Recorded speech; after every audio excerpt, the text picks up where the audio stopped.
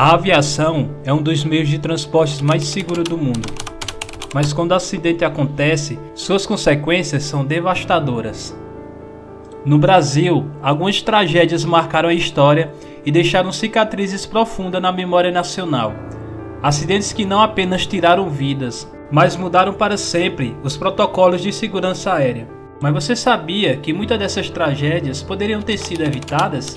Desde falhas mecânicas até erros humanos e problemas estruturais nos aeroportos, cada um desses desastres revelou falhas que precisavam ser corrigidas.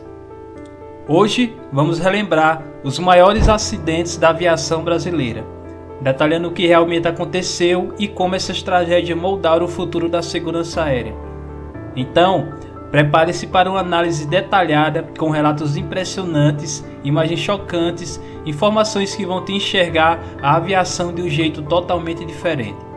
Mas antes de começar o vídeo, já deixa teu like e se não for inscrito, se inscreva para não perder mais conteúdos como esse. E também não se esqueça de ativar o sininho, para que assim que sair novos vídeos, você seja notificado. Então sem mais delongas, bora lá!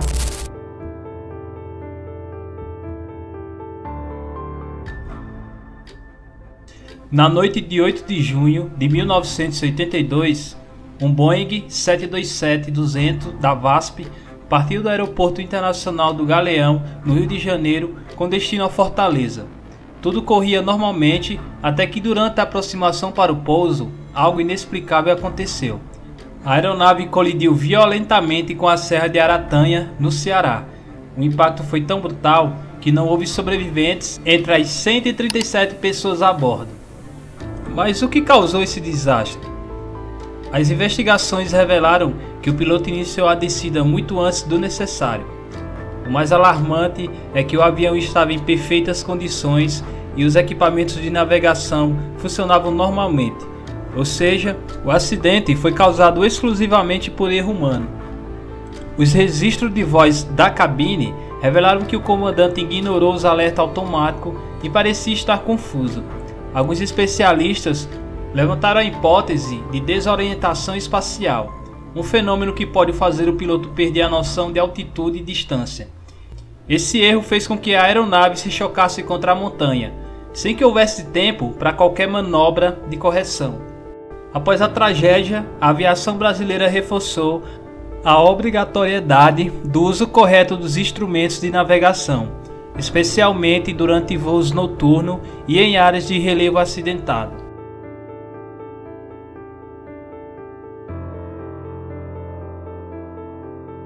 Em 31 de outubro de 1996, um Fokker 100 da TAM decola do aeroporto de Congonhas, em São Paulo, com destino ao Rio de Janeiro. Mas poucos segundos após deixar o solo, algo sai terrivelmente errado. A aeronave começa a perder altitude de forma descontrolada, mergulhando sobre o barro do Jabaquara, se chocando contra casas e prédios. A explosão e o incêndio que se seguiram mataram todas as 96 pessoas a bordo e 3 moradores em solo. Mas como o avião pode simplesmente cair logo após a decolagem? A resposta foi encontrada na reversão de empuxo da turbina direita, o sistema que deveria ser ativado apenas durante o pouso para ajudar a frear a aeronave. No entanto, a reversão foi acionada involuntariamente logo após a decolagem, causando um desequilíbrio fatal. Os pilotos tentaram reagir, mas o tempo foi curto demais. A aeronave caiu apenas 24 segundos depois de deixar o solo. Esse acidente levou à reavaliação do modelo Fokker 100, que acabou sendo retirado de operação pela TAM anos depois.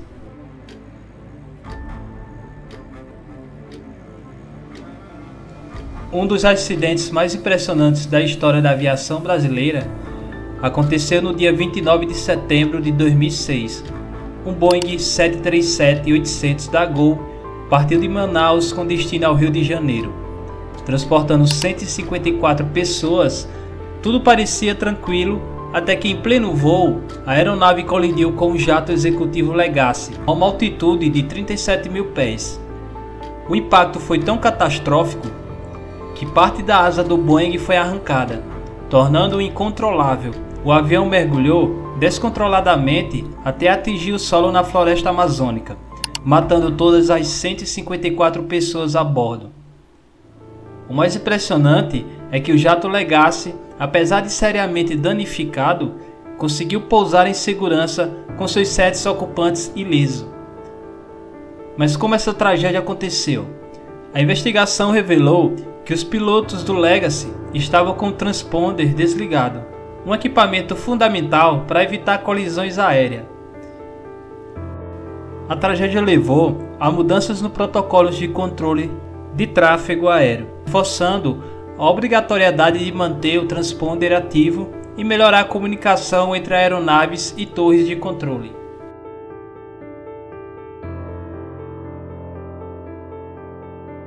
17 de julho de 2007.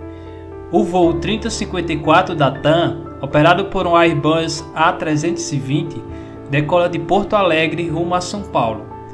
Ao se aproximar do aeroporto de Congonhas, o clima estava instável, com a pista molhada devido às chuvas. Ao tocar o solo, a aeronave deveria reduzir a velocidade, mas ao invés disso, ela continuou acelerando. O avião ultrapassou os limites da pista e, em alta velocidade, atravessou a Avenida Washington Luiz, colidindo violentamente contra um prédio da própria TAM. O impacto gerou uma explosão gigantesca, causando a morte de 199 pessoas, 187 a bordo e 12 em solo. A investigação revelou que um dos manetes do motor estava na posição errada, impedindo que os motores reduzissem a potência. Além disso, a pista de Congonhas não possuía grooving, ranhuras que ajudam a escoar a água, reduzindo o risco de derrapagens. Após essa tragédia, novas medidas de segurança foram implementadas, incluindo a proibição de pousos sem reverso operante, reformas na pista de Congonhas e a melhoria dos treinamentos para pilotos em situações de emergência.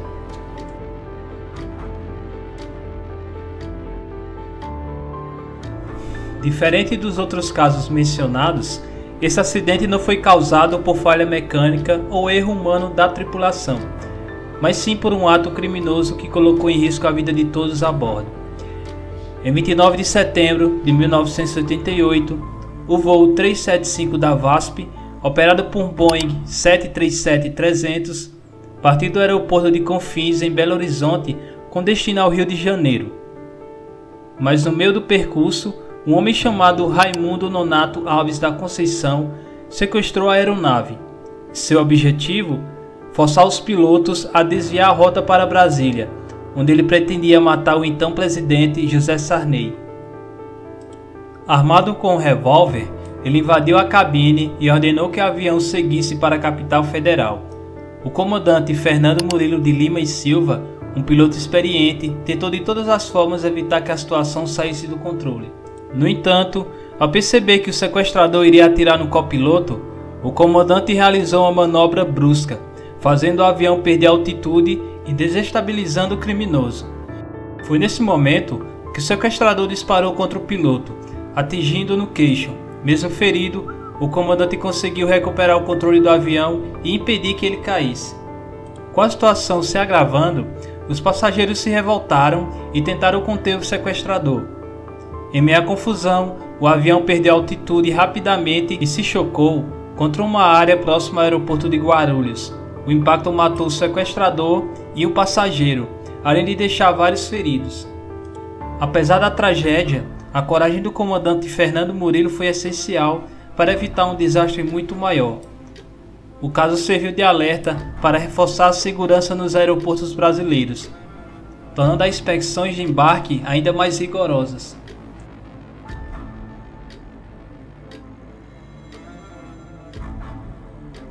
Em 11 de julho de 1973, o voo 820 da Varig partiu do Aeroporto Internacional de Galeão, no Rio de Janeiro, com destino a Paris, na França. A aeronave era um Boeing 707 com 134 pessoas a bordo. Tudo parecia correr normalmente, até que, já na aproximação para o aeroporto de Orly, em Paris, uma fumaça densa começou a invadir a cabine. O incêndio a bordo se espalhou rapidamente, tornando o ambiente insuportável. Os pilotos tentaram realizar um pouso de emergência em um campo próximo ao aeroporto, mas quando a aeronave tocou o solo, a situação já era irreversível. O fogo e a fumaça tóxica causaram a morte de 123 pessoas, incluindo passageiros e tripulantes. Apenas 11 pessoas conseguiram sobreviver, todas elas sentadas na parte frontal do avião, onde a fumaça demorou mais tempo para chegar. As investigações apontaram que o incêndio começou no banheiro da aeronave, provavelmente devido a um cigarro mal apagado. Na época, fumar dentro dos aviões era permitido, e esse acidente fez com que companhias aéreas ao redor do mundo reconsiderassem essa política.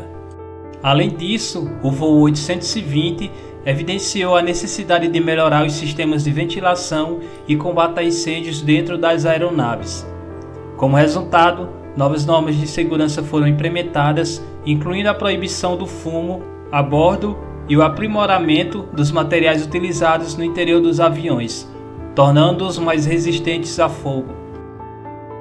Essa tragédia permanece como um dos episódios mais marcantes da aviação brasileira e um lembrete de como pequenas ações podem ter consequências devastadoras. Cada um desses acidentes teve um impacto direto na segurança da aviação no Brasil. Mudanças nos regulamentos, aprimoramento dos sistemas de comunicação e novas medidas de prevenção foram algumas das consequências dessas tragédias. Hoje, o Brasil tem uma das aviações mais seguras do mundo, com normas rígidas para evitar novos desastres. No entanto, a história nos mostra que é essencial manter um monitoramento constante, pois qualquer falha, por menor que seja, pode ser fatal. Agora, queremos saber sua opinião. Qual desses acidentes mais te impressionou? Você já conhecia todas essas tragédias? Deixa teu comentário, compartilhe esse vídeo para que mais pessoas conheçam a história da aviação brasileira. Mas não se esqueça de se inscrever, dar o like e ativar o sininho para que você seja notificado dos próximos vídeos. Meu muito obrigado e até a próxima, se Deus quiser. Valeu!